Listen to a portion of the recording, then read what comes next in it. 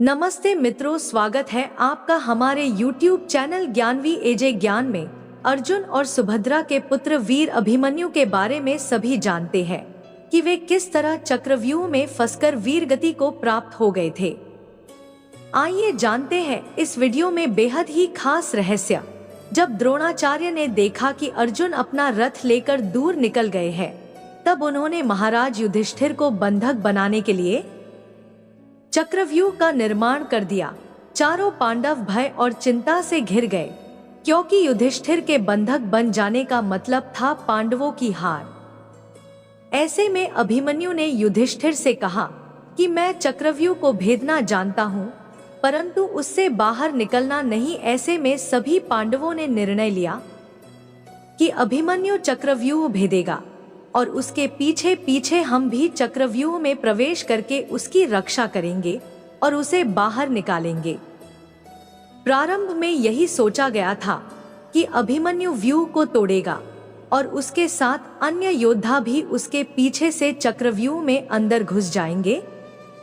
लेकिन जैसे ही अभिमन्यु घुसा और व्यूह फिर से बदला और पहली कतार पहले से ज्यादा मजबूत हो गई, तो पीछे के योद्धा भीम, नकुल, सहदेव कोई भी अंदर घुस ही नहीं पाए। युद्ध में शामिल योद्धाओं में अभिमन्यु के स्तर के धनुर्धर 2-4 ही थे, यानी थोड़े ही समय में अभिमन्यु चक्रव्यूह के और अंदर घुसता तो चला गया, लेकिन अकेला उसके पीछे कोई नहीं आया। सभी प्रयास कर रहे थे।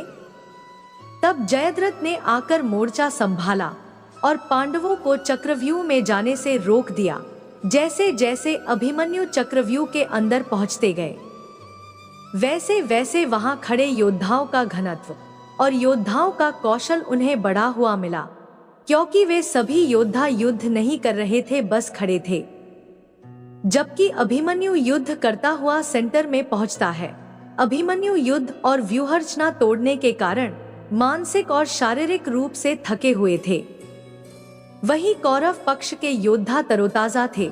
ऐसे में अभिमन्यु के पास चक्रव्यूह से निकलने का ज्ञान होता तो वे बच जाते, या उनके पीछे अन्य योद्धा भी उनका साथ देने के लिए आते तो भी वे बच जाते। लेकिन थकान के कारण वे अधिक जोश और होश से लड़ नहीं पाए। चक्रव्यूह में प्रवेश करने के बाद अभिमन्यु ने कुशलतापूर्वक चक्रव्यूह के 6 चरण भेद लिए थे। इस दौरान अभिमन्यु द्वारा दुर्योधन के पुत्र लक्ष्मण का वध किया गया। अपने पुत्र को मृत देख दुर्योधन के क्रोध की कोई सीमा नहीं रही। तब कौरवों ने युद्ध के सारे नियम तोड़ दिए। 6 चरण पार करने के बाद अभिमन्यु जैसे ही 7वें और आखिरी चरण पर पहुंचे, तो उसे दुर्योधन, कर्ण, द्रोणाचार्य, शकुनी आदि सहित 7 महारथियों ने घेर लिया। वीर अभिमन्यु फिर भी साहसपूर्वक उनसे लड़ते रहे। सातों ने मिलकर अभिमन्यु के रथ के घोड़ों को मार दिया। फिर भी अपनी रक्षा करने के लिए अभिमन्यु ने अपने रथ के पहिए को अपने ऊपर रक्षा कवच बनाते हुए रख लिया और दाएं हाथ से तलवारबाजी करते रहे। कुछ देर बाद वीर अभिमन्यु की तलवार टूट गई और रथ का पहिया भी चकनाचूर हो गया।